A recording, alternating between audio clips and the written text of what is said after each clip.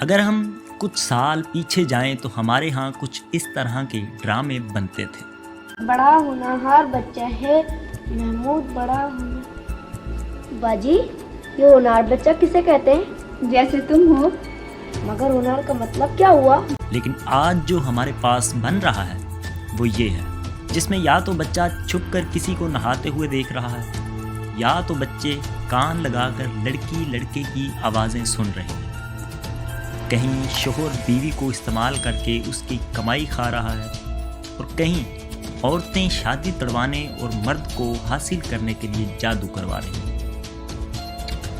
اور اس کا اثر ہماری سوسائٹی پر کچھ اس طرح سے ہو رہا ہے کہ اگر آپ نے کسی ملک کی ذہنی بلندی اور پستی کا اندازہ لگانا ہو تو آپ اس کے ڈرامہ سیریل کے کانٹینٹ دیکھ کر لگا سکتے ہیں۔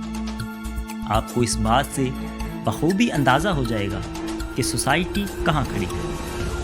پاکستان کے ڈرامہ سیریل سے اس بات کا اندازہ لگایا جا سکتا ہے کہ آج ہم کہاں کھڑے ہیں اور مزید ہمیں کس اندھے کنویں میں دھکیلا جا رہا ہے۔ فلموں میں جب انٹیمیٹ سینز بھی ہوتے ہیں، شروع میں ہوتے تھے لوگ بہت انکمفرٹیبل ہوتے تھے، آہستہ آہستہ over the time they started getting used to it. یہاں پر اس طرح کے ڈرامہ سیریل بنا کر ہماری عوام کو یہ بتایا جا رہا ہے کہ یہ تو ایک عام سی بات ہے۔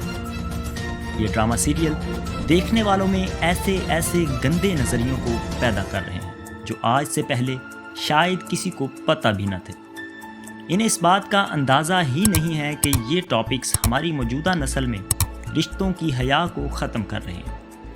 پاکستانی ڈراموں کے بارے میں جن کا عروج روحانی ترقی اور ثقافتی سمجھ اور سماجی تعلق سے ہوا اور زوال ان ٹیبو ٹاپکس سے ہوا۔ آج ہم 90s کے دور میں جائیں تو اس وقت پاکستان میں اتنے زیادہ چینلز نہیں ہوا کرتے تھے، صرف ایک چینل پی ٹی وی ہوا کرتا تھا اور اس کے ڈرامے ایک الگ لیول پر ہوا کرتے تھے۔ ان کو لکھنے والے رائٹر میں کچھ مشہور نام جیسے اشفاق احمد اور بانو قدسیہ شامل ہیں۔ اگر آپ ان رائٹرز کی کوئی کتاب پڑھیں تو آپ کو پتہ چلے گا کہ کتنی اونچی تھنکنگ تھی ان کی، اور یہ اپنے ڈراموں سے لوگوں کو مثبت پیغام دینا چاہتے تھے۔ اور تبھی ہمارا معاشرہ اس وقت مذہبی، معاشرتی اور اخلاقی لحاظ سے اونچائی کی طرف گامزن تھا۔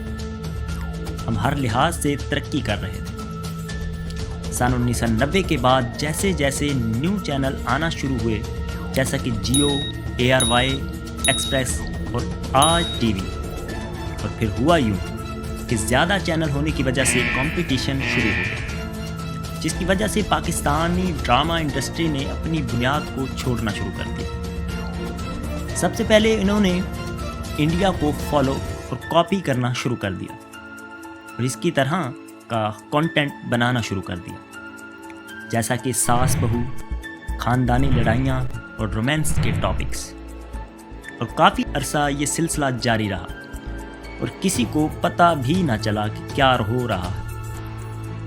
آہستہ آہستہ یہ باتیں ہمارے معاشرے میں عام ہو گئی۔ یہاں 4 ایسے سینسٹیو ایریاز ہیں جس پر ہمارے ڈرامے کے ٹاپکس نے سب سے زیادہ ہٹ کیا۔ سب سے پہلے انہوں نے ساس بہو کے جھگڑے دکھا کر جوائنٹ فیملی سسٹم کو ختم کر دیا۔ شروع میں لوگ ساتھ رہنا پسند کرتے تھے، لیکن ان ڈراموں نے لوگوں کو یہ پیغام دینا شروع کر دیا کہ ساس بہو کی تو کبھی بن ہی نہیں سکتی۔ ان ڈراموں نے لوگوں کا برین واش کیا اور آج یہ بہو ساس کے ساتھ نہیں رہنا چاہتی، یا پھر ساس بہو کے ساتھ رہنا نہیں پسند کرتی، جس کی وجہ سے گھر ٹوٹ کے رہ گئے۔ پھر خاندانی لڑائیاں دکھا کر رشتوں میں گیپ ڈال دیے گئے۔ پاکستانی ڈراموں میں ایسی لڑائیاں دکھائی گئی کہ اس کا اثر آپ کو خود اپنے رشتوں میں محسوس ہوگا۔ وہی خاندان کے لوگ جو بچوں کی چھٹیوں پر ایک دوسرے کے پاس آتے جاتے تھے، محبتیں تھیں، پیار تھا، مشکل وقت میں ایک دوسرے کے کام آتے تھے، آج کوئی کسی سے ملنا پسند بھی نہیں کرتا، کوئی کسی کے پاس جانا پسند نہیں کرتا۔ بس اتنا ہی نہیں، پھر رومانس کو سوسائٹی میں لانچ کر دیا گیا۔ رومانس کے بغیر ان کا ڈرامہ مکمل ہی نہیں ہوتا تھا۔ اس کی مثال بھی سن لیں، بیبی باجی ڈرامہ. ایک بچی آئینہ آصف کو بھی کاسٹ کیا گیا جس کی عمر 16 سال بنتی ہے، اور اس ڈرامے میں اس کو اپنے پڑوسی سے محبت تھی اور وہ چھت پر اس لڑکے کے ساتھ ملاقاتیں کرتی تھی.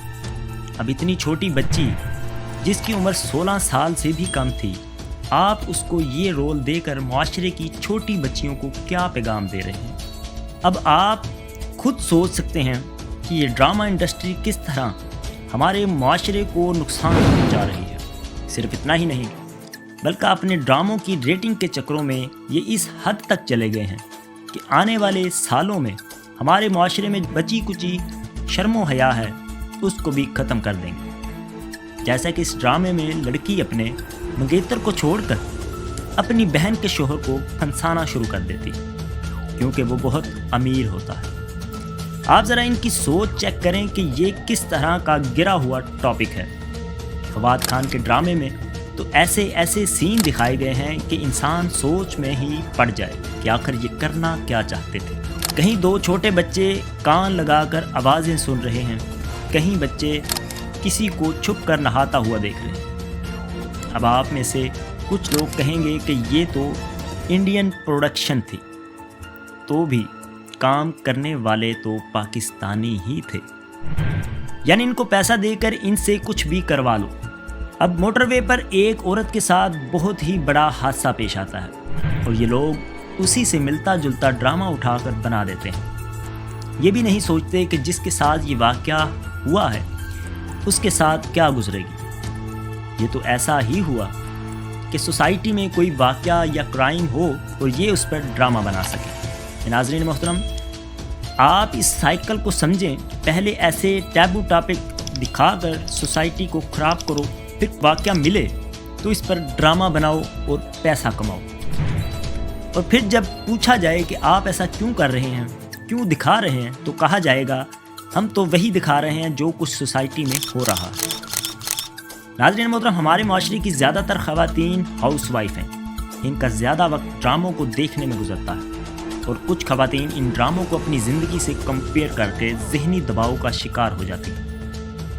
پھر ہم سوال کرتے ہیں کہ ہمارے معاشرے میں روڈ پر چلتی ہوئی خواتین محفوظ کیوں نہیں ہیں، اور جب کوئی بڑا واقعہ ہو جاتا ہے تو ہمارے سیلیبریٹی بڑی آسانی سے اس کے خلاف ٹویٹ کر دیتے ہیں. کوئی تو ان سے پوچھے کہ یہ سب آپ کا ہی پیدا کیا دھرا ہے. آپ تو یہ سب دکھا کر اپنی گلیمرس اور لگژری لائف میں مصروف ہو جاتے ہیں، لیکن جو ڈپریشن آپ عوام میں پھیلا دیتے ہیں تو یہاں کی گھٹیا عوام نے تو یہی حرکتیں کرنی ہیں. ناظرین محترم، ہمارا یہ ویڈیو بنانے کا مقصد لوگوں کو اچھے اور برے کنٹینٹ کی پہچان کروانا ہے تاکہ آپ اپنی خواتین اور بچوں کو ایسے ڈراموں سے بچائیں جو ان کی سوچ پر منفی اثر چھوڑ سکتے ہیں. لیکن ان ڈراموں میں کام کرنے والے سیلیبریٹی کو آج ہم کچھ نہیں کہہ سکتے کیونکہ ان کا کام بس پیسوں کی حد تک محدود ہے. اسی کے ساتھ اپنے میزبان محمد سفیان کو دیجیے اجازت. اپنا بہت سارا خیال رکھیے گا. اللہ حافظ.